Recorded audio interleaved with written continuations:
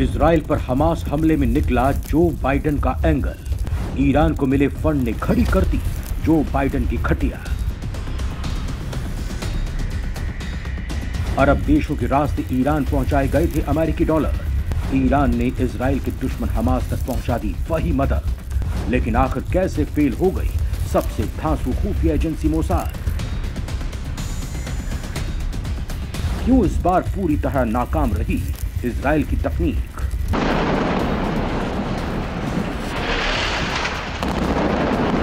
दोस्तों, ये बात तो आप जानते रहे हैं कि फिलिस्तीन के आतंकी संगठन हमास की तरफ से इजराइल पर सबसे बड़ा हमला किया गया है।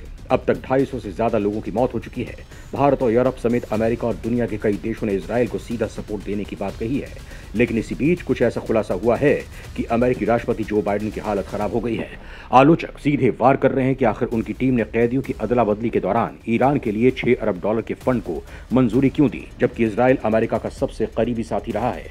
मतलब बाइडेन के दिमाग में आखिर चल क्या रहा था? वही बाइडेन जिसने इजराइल की मदद के लिए अरबों डॉलर का फंड रिलीज किया है, लेकिन ईरान में आखिर अमेरिकी मदद कैसे पहुंची, जिसे इस हमास के हमले के लिए जिम्मेदार माना जा रहा है? और इसी दौरान दुनिया की सबसे ताकतवर खुफिया एजेंसी वो आखिर कानो कान भनक तक क्यों नहीं लगी? क्यों इस बार मोसाद फेल हो गई? तो दोस्तों, सबसे पहले मैं आपको बताता हूं कि बाइडेन वाला एंगल जिसने ये पूरी तरह से बता कर रख दिया है। तो दोस्तों, ये तो आप जानते होंगे कि ईरान और अमेरिका के बीच लंबे टाइम से टसल चल रही है। अमेरिका ने ईरान पर उसके न्यूक्लियर बम बनाने वाले प्रोजेक्ट के कारण कई बैन लगा रखे हैं। ईरान के लिए अमेरिका ने पहले जो भी फंड मंजूर किए थे वो फ्रीज कर दिया गया था। लेकिन दोस्तों, इस बाइडेन पाबा ने उस फंड को कैदियों की अदला बदली यानी मतलब प्रिजनर स्वैप के दौरान मंजूरी दे दी और अब उनके ही देश की रिपब्लिकन पार्टी ने बाइडेन को इसी मुद्दे पर घेरना स्टार्ट कर दिया है। बाकायदा बाइडेन को साल 2024 के राष्ट्रपति चुनाव से बाहर करने की मांग उठ रही है।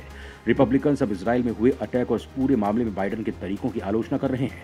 फ्लोरिडा के गवर्नर रॉन डेसेंटिन्स ने कहा, ईरान ने इजराइल के खिलाफ इस युद्ध में फंडिंग की मदद की है और जो बाइडेन की नीतियों ने ईरानी खजाने को भर दिया। रॉन रिपब्लिकन उम्मीदवार हैं जो रेस में अपनी किस्मत आजमा रहे हैं। उन्होंने कहा कि बाइडेन की नीतियां ईरान के लिए बहुत आसान है और अब इजराइल उन नीतियों की कीमत चुका रहा है। रॉन ने बाकायदा सितंबर में ईरान के साथ हुए कैदियों की अदला बदली समझौते का मुद्दा सबके सामने रख दिया है। इस डील की जानकारी पहली बार अगस्त में सामने आई थी। इस समझौते के तहत दक्षिण कोरिया से कतर को $6 अरब के ईरानी फंड के ट्रांसफर को मंजूरी देने के लिए प्रतिबंधों को भी माफ कर दिया। ये कदम अमेरिकी ईरान कैदियों की अदला बदली के लिए बहुत जरूरी बताया गया था। वहीं बाइडेन प्रशासन के एक अधिकारी की माने तो $6 अरब में से $1 भी अभी तक खर्च नहीं किया गया है। ये पैसा पूरी तरह से मानवीय उद्देश्यों के लिए है। White house national security council के प्रवक्ता एड्रियन वॉटसन ने कहा, मैं हैच अधिनियम के कारण साल 2024 पर टिप्पणी नहीं कर सकता, लेकिन मैं तथ्यों को स्पष्ट कर सकता हूँ। इन फंडों में से $1 भी खर्च नहीं किया गया है और जब ये खर्च किया जाता है तो इसे केवल ईरानियों के भोजन और दवा जैसी चीजों पर ही खर्च किया जा सकता है। हैच अधिनियम व्हाइट हाउस के अधिकारियों को राजनीतिक गतिविधियों में शामिल होने से रोकता है। दूसरी ओर ट्रेजरी विभाग के एक सीनियर अधिकारी ब्रायन नेल्सन ने कहा, सितंबर में 5 अमेरिकियों की रिहाई सुनिश्चित करने की व्यवस्था के हिस्से के तौर पर प्रतिबंधित खातों में रखा गया सारा पैसा दोहा में ही रहेगा। वैसे दोस्तों, एक बचाव वाली प्रोसेस है, लेकिन इसने बाइडेन की हालत जरूर खराब कर दी है क्योंकि पूरा अमेरिका इजराइल के सपोर्ट में खड़ा है और वहां पर बाइडेन को अब मेन विलन के रूप में प्रोजेक्ट करने से ट्रंप को जीत में बड़ा फायदा दे सकता है। वैसे दोस्तों, हमास का ये अटैक अरब देशों की अमेरिकी और इजराइल के साथ डील पर बड़ा इफेक्ट डालने वाली है, जिसमें भारत भी एक की फैक्टर है। मतलब भारत अरब देशों के अंदर बड़ा खेल करने वाला है, वहां रेलवे कॉरिडोर पर काम करने वाला है, लेकिन हमला उसमें बड़ी दिक्कत पैदा कर सकता है। वैसे अभी तक जो अमेरिका, इजराइल, सऊदी के रिश्तों को सामान्य करने की बातचीत पर हमास के हमले का प्रभाव स्पष्ट नहीं है। इस मामले में एक अमेरिकी अधिकारी की माने तो अमेरिका हमास की वजह से वार्ता को पटरी से उतरने नहीं देगा। अमेरिका इस बात पर जोर दे रहा है कि किसी भी समझौते में फिलिस्तीनियों को इजराइल की तरफ से कुछ रियायतें मिले, लेकिन वो क्या होंगी ये बातचीत का विषय बना हुआ है। लेकिन इसी बीच हमास के सपोर्ट में आए लेबनान के हिजबुल्लाह ने कहा कि हमला इजराइल के साथ संबंधों को सामान्य बनाने की मांग करने वाले अरब देशों के लिए एक संदेश है, क्योंकि इजराइल पर यह हमला एक ऐसे समय में हुआ है जब सऊदी अरब और अमेरिका सैन्य समझौते करने वाले थे। इसके बदले में इजराइल के साथ सऊदी अरब संबंधों को सामान्य करता। सऊदी ने कहा था कि अगर इजराइल फिलिस्तीनियों को रियायत नहीं देता तो कोई समझौता नहीं होगा।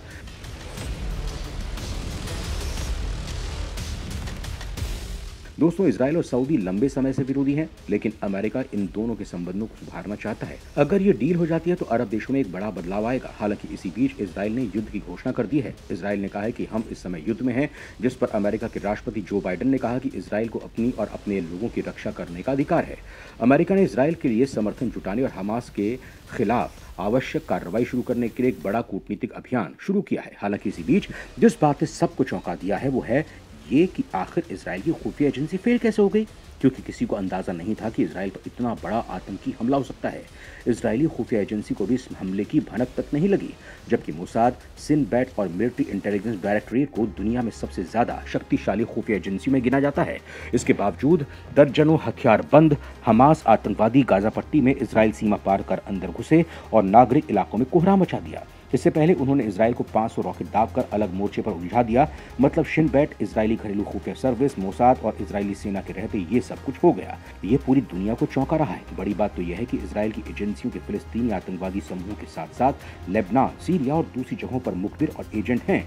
बावजूद इसके हमास के आतंकवादियों ने इनके बीच से अपना रास्ता बना लिया। उन्होंने तारों को काटकर पोल बनाया, कुछ ने समुद्र का रास्ता चुना तो कुछ ने पैराग्लाइडर के जरिए इजराइल में प्रवेश किया। इजरायली नागरिकों की नाक के नीचे हजारों रॉकेट को इकट्ठा करना, उन्हें फायरिंग से जुड़े समन्वित जटिल हमले की तैयारी और कार्यान्वयन के लिए हमास को असाधारण स्तर की परिचालन सुरक्षा की आवश्यकता होगी। आश्चर्य की बात नहीं है कि इजराइल में सेना और नेताओं से सवाल पूछा जा रहा है कि ये सब कैसे हो सकता है, वो भी इजराइल के दुश्मनों के लिए किए गए एक और हमले की 50वीं वर्षगांठ के अवसर पर। अब माना जा रहा है कि इजराइल की जांच वर्षों तक चलेगी, लेकिन फिलहाल वो अपने देश के अंदर घुसे आतंकवादियों को बाहर खदेड़ने में लगा है।